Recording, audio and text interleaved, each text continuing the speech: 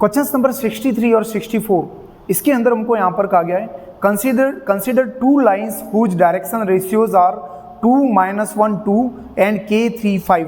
हमको यहाँ पर दो लाइन दे रखी है और उनके डायरेक्शन रेशियो, उनके दिक अनुपात है वो 2 - 1 2 k 3 और 5 हमको यहाँ पर गिवन है। फिर उसके बाद में क्या गया, they are inclined at an angle π/4। वो एक दूसरे को π/4 एंगल पर काट रही है। जैसे हम एक इसका रफ डायग्राम बनाएं तो एक दूसरे को यहाँ पर है वो इंटरसेक्ट कर रही है π/4 पर। एक लाइन के डायरेक्शन रेशियो है वो दे रखे है 2 - 1 और 2, एक लाइन के दे रखे है 2 - 1 और 2, और दूसरी लाइन के यहाँ पर डायरेक्शन रेशियो हमको दे रखे है k 3 और 5। ठीक है, अब उसके बाद में कहा गया है they are inclined at π/4। Question number 63 में पूछा गया what is the value of k। तो k की वैल्यू हमको सबसे पहले यहाँ पर पूछी है। तो देखो इस क्वेश्चन के अंदर हम यहाँ पर क्या करेंगे, k की वैल्यू निकालने के लिए हमको कंडीशन दे रखी है एंगल की। दोनों लाइन है एक दूसरे को π/4 एंगल पर इंटरसेक्ट कर रही है। तो यहाँ पर हम दो लाइन के बीच का फॉर्मूला लेकर चलेंगे। जो एंगल जो बनता है वो cos थीटा का हमारे पास फॉर्मूला होता है। तो cos थीटा का फॉर्मूला क्या है, a1.a2 plus b1.b2 plus c1.c2 upon root of a1 square plus b1 square plus c1 square dot root of a2 square plus b2 square plus c2 square. तो यहाँ पर हम देखेंगे a1 b1 c1 वो हमारे पास में है 2 - 1 और 2। तो हम यहाँ पर लिख देते हैं जैसे कि a1 का रिजल्ट आपके पास 2 है, b1 का रिजल्ट आपके पास -1 है और c1 का रिजल्ट हमारे पास में कितना है 2। इसी तरह से a2 का रिजल्ट k है, b2 का रिजल्ट 3 है और c2 का रिजल्ट हमारे पास में 5 है। तो ये a1 b1 c1 a2 b2 c2 का रिजल्ट दिखा और ये डायरेक्शन रेशियो है, दिक अनुपात हमको दे रखे हैं। तो cos थीटा का फॉर्मूला जो ये है इसके अंदर हम अप्लाई कर लेंगे। थीटा का रिजल्ट हमको गिवन है cos π/4, थीटा की जगह हम π/4 लिख देंगे। अब a1 a2 इन सब का रिजल्ट रखने पर हमको क्या मिलेगा, a1 इंटू a2 तो हो जाएगा 2k, b1 into b2 -1 into 3 तो हो जाएगा -3, फिर c1 इंटू c2 2 इंटू 5 हो जाएगा 10। फिर यहाँ पर modulus of root of a1 square plus b1 square plus c1 square, mod of first vector, तो उसका मॉड क्या हो जाएगा, 2 का स्क्वायर हो जाएगा 4 -1 का स्क्वायर +1 और 2 का स्क्वायर क्या हो जाएगा 4। ठीक इसी तरह से यहाँ पर इसका जो मॉड हो जाएगा वो होगा k square plus 3 square 9 plus 5 square 25, k square plus 3 square plus 5 square, इस तरह से। अब cos π/4 का रिजल्ट हमको पता है 1/√2 होता है और यहाँ पर जो इसको हम सॉल्व करेंगे तो हमको मिलेगा 2k - 2k प्लस 7। फिर 4 प्लस 4 8 प्लस 1 9, 9 का रूट निकल जाएगा 3 और यहाँ पर हमारे पास इस रिजल्ट को हम एज इट इज रखेंगे k स्क्वायर प्लस 34। अब इसको हम क्रॉस मल्टीप्लाई करवाते हैं। तो क्रॉस मल्टीप्लाई करवाने से पहले इसको बोथ साइड स्क्वायरिंग कर लेंगे ताकि दोनों ओर से रूट है वो हट जाए। तो बोथ साइड स्क्वायरिंग करेंगे तो हमको यहाँ पर रिजल्ट मिलेगा 1/2, फिर 2k plus 7 whole square upon 9। ठीक है, 3 का स्क्वायर हो जाएगा 9 और हम यहाँ से भी रूट है वो रिमूव हो जाएगा तो हमको मिलेगा k स्क्वायर प्लस 34। अब यहाँ पर हमें वो क्रॉस मल्टीप्लाई करवा देंगे। तो क्रॉस मल्टीप्लाई करवाने के बाद हमको मिलेगा 9k स्क्वायर प्लस 34, 1 से मल्टीप्लाई हो रहा है 9k square plus 34 is equal to, यहाँ पर 2 से मल्टीप्लाई पहले 2 से मल्टीप्लाई करवाएंगे लेकिन यहाँ पर 2k प्लस 7 का होल स्क्वायर है, यहाँ पर होल स्क्वायर पहले हमको करना पड़ेगा। तो 9k स्क्वायर प्लस यहाँ पर इसको मल्टीप्लाई करवाने पर आएगा 306, फिर 2 4k स्क्वायर प्लस 7 2 14, 14 2 28, तो 28k प्लस 49। तो 9k square plus 306 plus equal to 8k square plus 56k 2 से मल्टीप्लाई करवा 98। फिर यहाँ पर 9k स्क्वायर 306 में से 98 माइनस कर लेंगे तो हमको मिलेगा 208। तो 9k square minus 8k square minus 56k plus 208 is equal to 0। तो k square minus 56k plus 208 is equal to 0। अब यहाँ पर 208 के हम फैक्टर करवाएंगे तो हमको मिलेंगे K square minus 52k minus 4k plus 208 is equal to 0। तो k कॉमन ले लेंगे, k माइनस 52 हो जाएगा, माइनस 4 कॉमन लेने पर k minus 52 is equal to 0। तो हमारे पास एक फैक्टर आएगा k माइनस 52 और दूसरा फैक्टर आएगा k minus 4 is equal to 0। तो यहाँ से हमें k के रिजल्ट मिलेंगे 52 और दूसरा हमको रिजल्ट मिलेगा 4। तो यहाँ ऑप्शन में 4 दे रखा है तो 4 इसका एग्जैक्ट आंसर होगा। तो इस टाइप से इस क्वेश्चन को हम सॉल्व करेंगे। फिर इसके बाद में एक और क्वेश्चन इसमें पूछा गया है। उस क्वेश्चन के अंदर हमको यहाँ पर बोल रहा है कि what are the direction ratio of a line which is perpendicular to both the lines. हमको है वो उस लाइन के डायरेक्शन रेशियो निकालने हैं जो ये दो लाइन दे रखी है, इन दोनों लाइनों के क्या है, परपेंडिकुलर है। ठीक है, तो अब इसको हमें, तो एक तो हमको दे रखा है 2i कैप। एक लाइन के डायरेक्शन रेशियो की बात करें तो वो है 2i cap minus J cap plus 2k cap. दूसरी लाइन की डायरेक्शन रेशियो है, k का रिजल्ट हम निकाल चुके हैं, वो कितना है 4। तो 4i cap minus 3j cap plus 5k cap. अब हमको जो लाइन के जो डायरेक्शन रेशियो पूछे गए वो लाइन इन दोनों लाइन के परपेंडिकुलर है। ठीक है, तो यहाँ पर ये जो लाइन है जिसके डायरेक्शन रेशियो पूछे गए वो डायरेक्शन रेशियो हम मानकर चलते हैं उसके ए बी और सी। ठीक है, और इसके डायरेक्शन रेशियो क्या हो जाएंगे 2 माइनस 1 और 2 माइनस 1 और 2। इसके डायरेक्शन रेशियो हो जाएंगे 4 माइनस 3, 4 यहाँ प्लस 3 है, प्लस 3 लेंगे, 4 प्लस 3 और 5। तो ये डायरेक्शन रेशियो हो जाएंगे। अब ये इसके भी परपेंडिकुलर है और इसके भी परपेंडिकुलर है। ये जो लाइन आ रही है वो दोनों के परपेंडिकुलर है। ठीक है, तो परपेंडिकुलर की जो कंडीशन है वो हम लेकर चलेंगे। परपेंडिकुलर की कंडीशन क्या कहती है कि a dot B, vector a dot B is equal to क्या लेकर चलते हैं 0। तो इसके डायरेक्शन रेशियोज का, इसकी डायरेक्शन रेशियो से सबसे पहले हम डॉट प्रोडक्ट लेंगे तो क्या हो जाएगा 2a minus B plus 2c is equal to 0। फिर इसके साथ में हम यहाँ पर है वो डॉट प्रोडक्ट लेंगे तो 4a plus 3b plus 5c is equal to 0। अब इन दोनों ही रिजल्ट को हम सॉल्व करेंगे तो देखो a upon b upon c। तो a को हम यहाँ पर है वो छिपा देते हैं। तो इस तरह से जो रिजल्ट हमको मिलेगा वो क्या मिलेगा -5 और -6, -5 -6। फिर उसके बाद b को हम यहाँ पर जो है वो छिपाते हैं तो मिलेगा 10 - 8। फिर इसी तरह से c को छिपाने पर हमको मिलेगा 6 + 4। तो हमारे पास a अपॉन -11, b अपॉन देखो +2 होगा और ऊपर नेगेटिव है तो हो जाएगा -2 और यहाँ पर c अपॉन हमारे पास रिजल्ट हो जाएगा 10। तो यहाँ पर अगर हम नेगेटिव सिंबल से इसको मल्टीप्लाई करवाए तो a का रिजल्ट हमारे पास आएगा 11, b का रिजल्ट 2 और c का रिजल्ट हमारे पास में आएगा -10। तो यहाँ पर हमारे पास इसके जो डायरेक्शन रेशियो आएंगे, जो लाइन परपेंडिकुलर लाइन दे रखी है इन दोनों के, तो वो हो जाएगा 11, 2 और 10। तो ये इसका परफेक्ट आंसर होगा। क्वेश्चन नंबर 65 और 66। क्वेश्चन नंबर 65, 66 में हमको यहाँ पर ये कहा गया है वेक्टर a और वेक्टर c गिवन है। वेक्टर a और वेक्टर c हमको दे रखा है। लेट बी सच दैट, हमको यहाँ पर वेक्टर b इस तरह से दे रखा है कि उनका डॉट प्रोडक्ट है a डॉट b, a और b का डॉट प्रोडक्ट 27 है और a cross b cross product हमको 9c के इक्वल दे रखा है।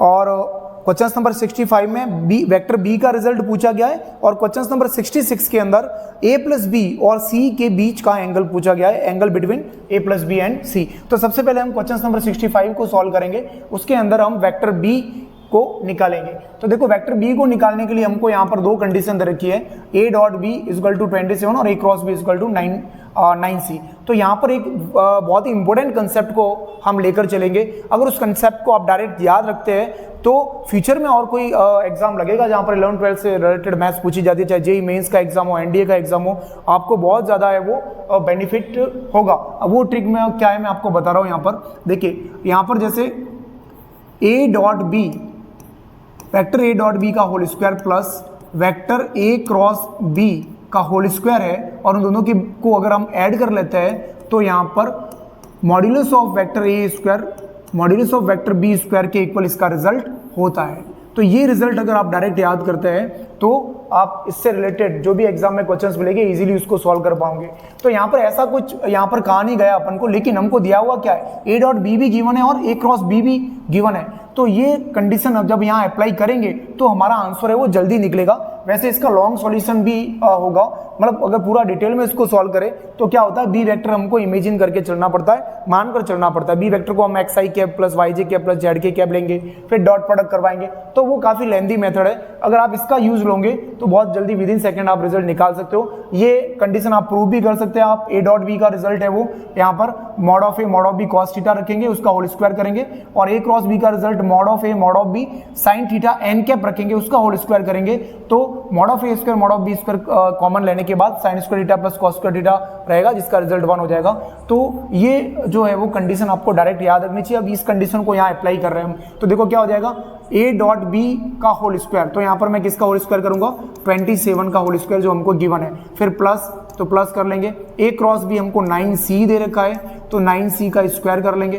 फिर उसके बाद क्या है, mod of A square dot mod of B square, तो मॉड ऑफ ए स्क्वायर, तो मॉड ऑफ ए स्क्वायर क्या हो जाएगा, ए का मॉड ले लीजिए, 3 का स्क्वायर 9, 3 का स्क्वायर 9 और 3 का स्क्वायर 9, मॉड ऑफ ए का स्क्वायर। फिर मॉड ऑफ बी का स्क्वायर, अब मॉड ऑफ बी हमको फाइंड करना, हमको वेक्टर बी फाइंड करना है, तो मॉड ऑफ बी तो पता नहीं होगा, तो उसकी जगह हम उसको एज इट इज लिख देंगे। फिर उसके बाद 27 का हम स्क्वायर करेंगे तो हमको मिलेगा 729, 9 का स्क्वायर करेंगे 81 सी स्क्वायर हो जाएगा, मतलब 81 सी स्क्वायर, दैट मीन्स यहाँ पर है वो मॉड ऑफ सी का स्क्वायर ही है, क्योंकि वेक्टर का स्क्वायर करने पर मॉड वेक्टर हट जाएगा वहां से, और यहाँ पर हो रहा है हमारे पास 27, रूट ऑफ 27 का स्क्वायर क्या हो जाएगा 27 डॉट मॉड ऑफ बी का स्क्वायर।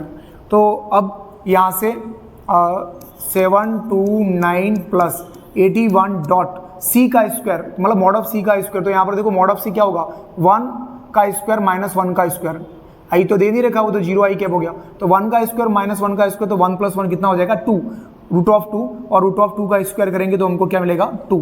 तो यहाँ पर 27 dot mod of B square as it is लिखेंगे, और यहाँ से इसको मल्टीप्लाई करवाएंगे तो हमको मिलेगा 162 729 is equal to 27 dot mod of B का स्क्वायर। अब इन दोनों को हम ऐड कर लेते हैं तो हमको मिलेगा 9 + 2 11 पावर 1 हो जाएगी, 6 2 8 और 1 9 और यहाँ पर 8, तो 891 is equal to 27 mod of B का स्क्वायर। अब 27 मल्टीप्लाई कर रहा है, यहाँ आकर डिवाइड करेगा तो मॉड ऑफ बी का जो स्क्वायर है वो हमको मिलेगा 27 का 891 के अंदर डिवाइड करने पर हमको मिलेगा 33।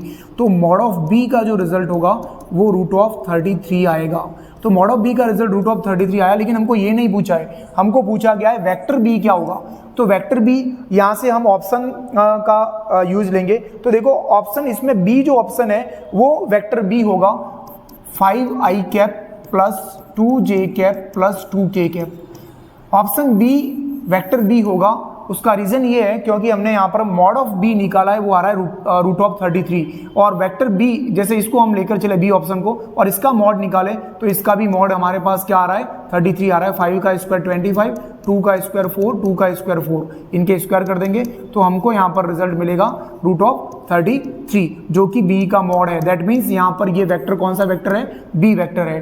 तो बहुत ही इजी, बहुत जल्दी से हम इस क्वेश्चन का रिजल्ट निकाल सकते हैं। तो इस तरह से हमको क्वेश्चन नंबर 65 का आंसर मिलेगा 5i cap plus 2j cap plus 2k cap vector B. अब उसके बाद क्वेश्चन नंबर 66 के अंदर हमको a प्लस बी और c के बीच का एंगल पूछ रहा है, तो अब वो हम फाइंड करेंगे a प्लस बी और c के बीच का एंगल किस तरह से हम निकालेंगे।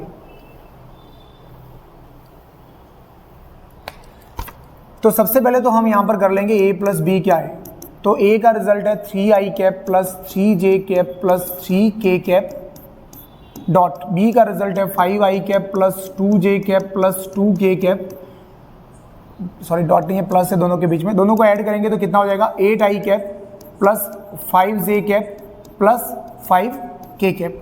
तो हमारे पास a प्लस बी आया, ठीक है, और उसका जो डॉट उसका जो एंगल निकालना है a प्लस बी का, वो एंगल निकालना है c के साथ में, और वेक्टर c हमको गिवन है तो इन दोनों के बीच का एंगल निकालना है। तो वही cos थीटा का जो फॉर्मूला है दो वेक्टर के बीच के एंगल का क्या होता है, a plus B first vector का डॉट प्रोडक्ट सेकंड वेक्टर के साथ में और फर्स्ट वेक्टर का मॉड हो जाएगा यहाँ पर। इसी तरह से यहाँ पर सेकंड वेक्टर का मॉड हो जाएगा। तो हम यहाँ पर देखते हैं a प्लस बी और c का डॉट प्रोडक्ट करवाएंगे तो देखो c का फर्स्ट रिजल्ट 0 है, a प्लस बी में फर्स्ट रिजल्ट 8 है तो 8 डॉट 0 हो जाएगा। फिर 5 का हम करवाएंगे 1 के साथ में तो 5 डॉट 1। फिर उसके बाद -1 का हमको मल्टीप्लाई करवाना +5 के साथ में तो क्या हो जाएगा -5 डॉट 1। और यहाँ पर इसका हम यहाँ पर मॉड निकालेंगे तो √(a² + b 8² + 5² + 5² 0²। लेकिन यहाँ पर इनको निकालने की जरूरत नहीं है क्योंकि हम देख रहे हैं ये रिजल्ट 0 हो गया और यहाँ पर 5 से 5 कैंसिल हो रहा है, ऊपर 0 आ गया, नीचे कुछ भी हो रिजल्ट क्या मिलेगा, हमेशा 0 मिलेगा। तो cos थीटा का रिजल्ट 0 आ रहा है तो वो तभी पॉसिबल है जब थीटा इक्वल टू क्या हो 90 डिग्री। तो इस तरह से हम इसका रिजल्ट निकाल सकते हैं।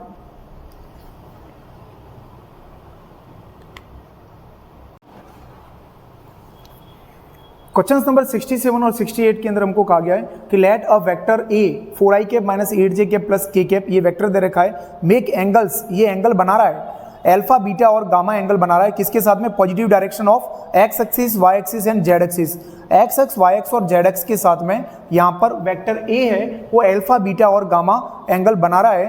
तो यहाँ पर क्वेश्चन नंबर 67 और 68 के रिजल्ट क्या होंगे। क्वेश्चन नंबर 67 में पूछ रहा है what is cos alpha equal to, तो सबसे पहले अल्फा की बात कर रहा है। तो ये जो वेक्टर है हमको यहाँ पर, जैसे हम एक एग्जांपल लेकर चलते हैं, रफ डायग्राम इसका बनाए, X axis Y axis Z axis है, ये यहाँ पर ए वेक्टर दे रखा है, ये वेक्टर एक्स एक्सिस के साथ अल्फा, वाई एक्सिस के साथ बीटा और जेड एक्सिस के साथ में यहाँ पर गामा एंगल बना रहा है, ठीक है। तो यहाँ पर सबसे पहले हम इस वेक्टर का अल्फा एंगल लेंगे, ठीक है। तो यहाँ पर हमको पता है कि जो एक्स एक्सिस है उसके जो डायरेक्शन रेशियोज है हम लेकर चलते हैं वो क्या होते हैं 1 0 0, वाई एक्सिस के क्या होते हैं 0 1 0 और जेड एक्सिस के जो डायरेक्शन रेशियो है वो होते हैं 0 0 1, ठीक है। तो डायरेक्शन रेशियो इनके आगे और वेक्टर ए के डायरेक्शन रेशियो है 4 -8 और 1, ठीक है। तो यहाँ पर हम सबसे पहले कॉस अल्फा निकालेंगे, angle between vector given vector and x axis, ठीक है। तो यहाँ पर cos अल्फा का वही a1 a2 + b1 b2 + c1 c2, तो यहाँ पर a1 की जगह 4 हो गया, a2 की जगह 1 है, b1 की जगह -8 है, b2 की जगह 0 है, c1 की जगह यहाँ पर +1 है और c2 की जगह यहाँ पर 0 है। तो ये a2 b2 c2 हो गया, ये a1 b1 c1 हो गया। फिर √(a1² + b1² + c1², तो इनका स्क्वायर करने पर 4² कितना हो जाएगा 16, 8² हो जाएगा 64 और 1 का स्क्वायर 1। फिर यहाँ पर जो सेकेंड का हम स्क्वायर करेंगे तो 1 + 0 + 0, 1² + 0² + 0²। तो यहाँ पर ये दोनों रिजल्ट 0 हो गया, ऊपर मिला हमको 4, यहाँ पर हमको मिलेगा 6 and 4 10 + 1 11, कैरी 1 हो जाएगा तो 6 7 8, तो 81 हो गया। तो यहाँ पर हमको रिजल्ट मिलेगा 4/9। तो cos अल्फा इक्वल टू 4/9। तो ये हमारा रिजल्ट हो जाएगा क्वेश्चन नंबर 67 का, जो बी ऑप्शन है वो करेक्ट ऑप्शन रहेगा इसका, ठीक है। अब हम बात करते हैं यहाँ पर क्वेश्चन नंबर 68 की। क्वेश्चन नंबर 68 में हमको cos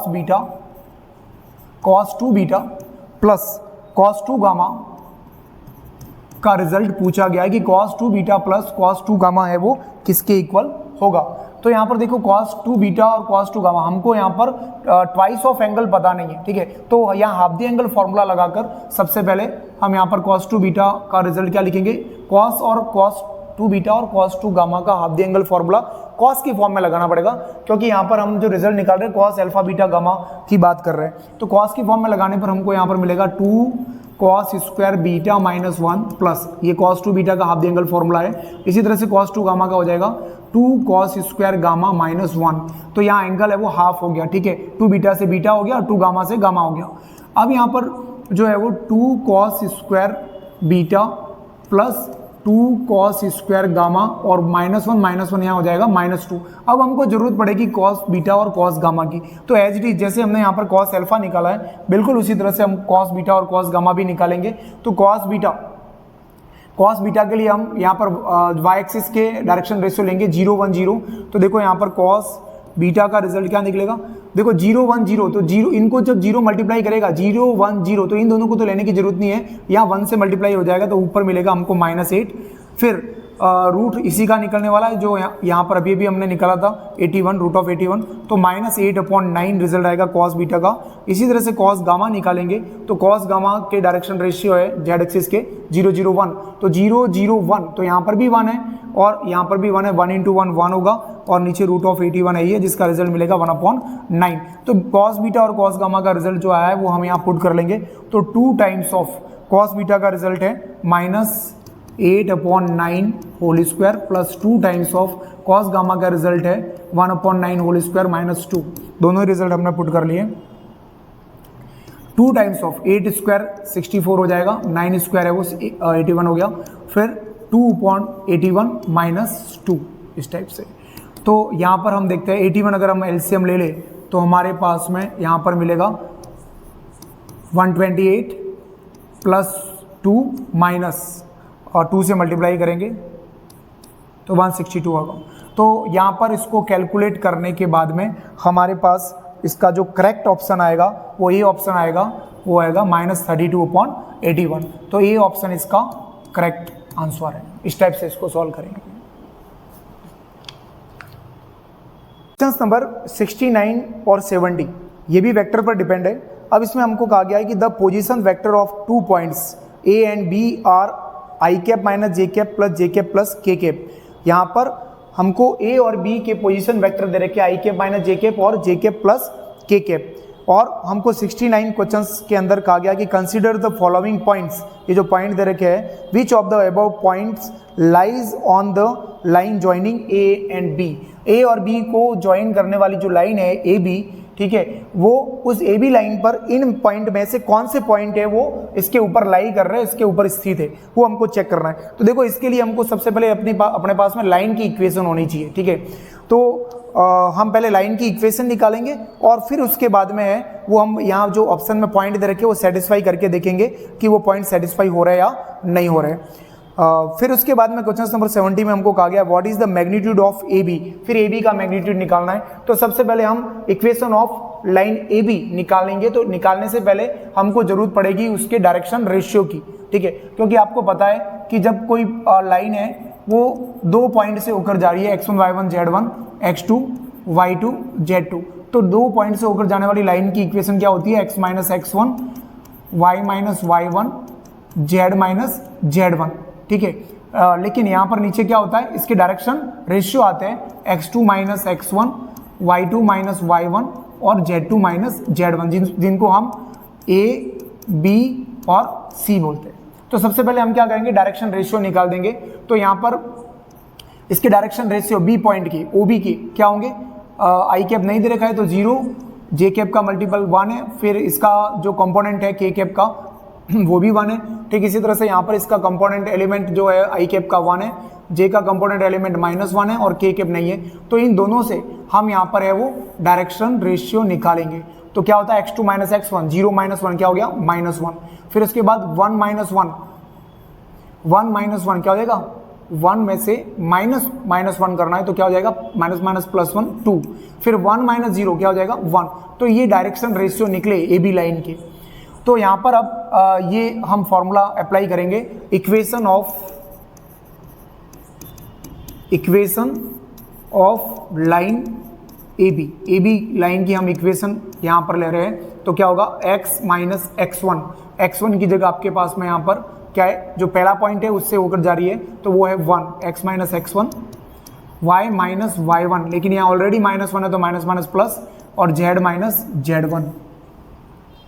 फिर उसके बाद में नीचे आ जाएंगे डायरेक्शन रेशियोज। तो डायरेक्शन रेशियो ऑलरेडी हम निकाल चुके हैं x2 minus x1 y2 minus y1 करके। तो पहला वाला -1 है, दूसरा वाला 2 है और तीसरा वाला क्या है 1 है। यहाँ से ये हमारे पास में फर्स्ट रिजल्ट है, ये सेकेंड रिजल्ट है और ये थर्ड रिजल्ट है। अगर यहाँ पर हम फर्स्ट सेकेंड और थर्ड रिजल्ट को ले, पहले फर्स्ट और सेकेंड रिजल्ट की बात करें तो यहाँ पर हमको क्या मिलेगा, x minus 1/-1 equal to y plus 1/2। तो x क्रॉस मल्टीप्लाई करवाने पर होगा 2x माइनस 2 और माइनस y माइनस 1, तो 2x plus y equal to हो जाएगा, ये 2 को हम उधर ट्रांसफर करते हैं तो +2 हो जाएगा और 2 माइनस 1 क्या हो जाएगा 1। तो ये हमारे पास एक रिजल्ट मिला। इसी तरह से अपन सेकेंड और थर्ड को लेकर चलते हैं और फर्स्ट और थर्ड को भी लेकर चलेंगे। तो हमारे पास में यहाँ पर जो रिजल्ट मिलेंगे सेकंड और थर्ड को लेने पर क्या मिलेगा, y plus 1 is equal to, third में 2z हो जाएगा सीधा ही, तो y minus 2z is equal to -1, ये सेकेंड रिजल्ट मिला। और फर्स्ट और थर्ड को लेने पर x minus 1 is equal to -1 z को मल्टीप्लाई करेगा माइनस z हो जाएगा, तो x plus z is equal to 1 मिलेगा। ये हमारे पास रिजल्ट हो गया थर्ड। वैसे आपको सारे रिजल्ट निकालने की जरूरत नहीं, अगर एक या दो रिजल्ट भी निकाल दोगे उससे ही ऑप्शन सेटिस्फाई करके आप यहाँ पर रिजल्ट निकाल सकते हैं। तो अब हम लेंगे ऑप्शन। अब ये जो लाइन की इक्वेशन आई है, लाइन की इक्वेशन से ही हमने यहाँ पर ये कंडीशन निकाली है, सारे रिजल्ट निकाले हैं। अब जो ऑप्शन जो दे रखे हैं वो अगर इनको सेटिस्फाई करेंगे, जो ऑप्शन सेटिस्फाई करेंगे, तो हम कहेंगे कि वो उस लाइन पर है, लाई कर रहे हैं उस लाइन पर। तो हम ऑप्शन फर्स्ट लेते हैं, -1 -3 और 1, -1 -3 और 1। ये आपको यहाँ पर फर्स्ट ऑप्शन दे रखा है, ये चेक कर रहे हैं, -1 -3 और 1। ये आपके पास में x है, ये y है, ये z है, ठीक है। ये x की वैल्यू है, ये y की वैल्यू है, z की वैल्यू, ये पुट करके देखिए आप फर्स्ट के अंदर। तो फर्स्ट में x और y है, x का रिजल्ट -1, y का रिजल्ट -3। तो यहाँ पर -1 और -3 रखने पर हमको क्या मिलेगा, -2 -3, और -2 -3 क्या होगा, -5, जबकि राइट हैंड साइड में क्या आ रहा है, 1। दैट मीन्स ये सेटिस्फाई नहीं कर रहा है, ये इसको सेटिस्फाई नहीं कर रहा है, तो उनको चेक करने की जरूरत नहीं है, दूसरों में रखकर चेक करने की आवश्यकता नहीं है। फिर हम सेकेंड ऑप्शन को देखते हैं, इसको वो है -1 3, 2। यहाँ पर भी x का रिजल्ट -1 है, y का 3 है, z का 2 है, तो वो अप्लाई करके देखते हैं। x का रिजल्ट -1 यहाँ रखा तो -2 हो जाएगा, y का रिजल्ट 3 रखेंगे तो -2 + 3 + 1 सेटिस्फाई हो रहा है। अब इसको इसमें भी अप्लाई करके देखते हैं, y का रिजल्ट 3 है और z का रिजल्ट कितना है, 2 है, तो 2 × 2 4 हो जाएगा, तो 3 - 4 कितना होगा, -1, ये भी सेटिस्फाई कर रहा है। अब इस ऑप्शन को इसमें भी रख के देखेंगे, जो सेटिस्फाई कर रहा है अगर एक को, तो सब में रख कर सेटिस्फाई करवाना है, नहीं कर रहा है तो उसको छोड़ देंगे। तो -1 3 2, यहाँ पर अब x का रिजल्ट -1 है और z का रिजल्ट 2 है, तो -1 + 2 + 1, तो ये ऑप्शन तीनों ही कंडीशन को सेटिस्फाई कर रहा है। दैट मीन्स 2 इस पर लाई करेगा। अब यहाँ पर बात करते हैं थर्ड जो ऑप्शन हमको दे रखा है, -2, 5, 3, -2, 5, 3। अब x y z है, ये भी x है, ये y, ये z है, ये वैल्यू रखे हैं आप यहाँ पर फर्स्ट में x और z। तो -2x + y, 2x + y, -2 × -2 -4 हो जाएगा। y का रिजल्ट 5 है, तो -4 + 5 + 1 आ रहा है। फिर यहाँ पर वापस y और z का रिजल्ट रखो 5 और 3, तो 5 - 6 -1 आ रहा है। फिर वापस x और z का रिजल्ट -2 और 3 रखा, -2 + 3 + 1 आ रहा है। दैट मीन्स ये भी सेटिस्फाई कर रहा है। तो यहाँ पर ए और ऑप्शन, सेकेंड ऑप्शन और थर्ड ऑप्शन दोनों ही यहाँ पर सेटिस्फाई कर रहे हैं। तो इसका जो करेक्ट आंसर होगा वो बी ऑप्शन होगा, 2 and 3 ओनली, ठीक है, 2 and 3 ओनली, ये दोनों ही इसको सेटिस्फाई करेंगे। तो इस टाइप से इस क्वेश्चंस को हम सॉल्व करेंगे।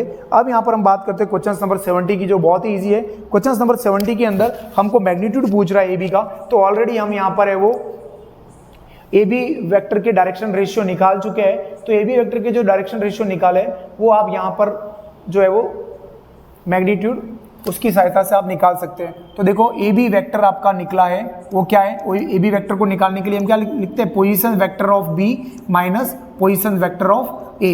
तो वही हमने किया और यहाँ पर हमारे पास रिजल्ट क्या आया था, -i + 2j + k कैप। ये हमारे पास में यहाँ पर पोजीशन वेक्टर के रिजल्ट, डायरेक्शन रेशियो के रिजल्ट आए थे। तो ये AB वेक्टर को रिप्रेजेंट करता है। अब हमको AB का मॉड निकालना है, तो AB का मॉड इजीली निकाल सकते हैं, -1 का स्क्वायर + 1, 2 का स्क्वायर 4 + 1 का स्क्वायर 1, तो 4 + 1 5 + 1 √6 इसका एग्जैक्ट आंसर होगा।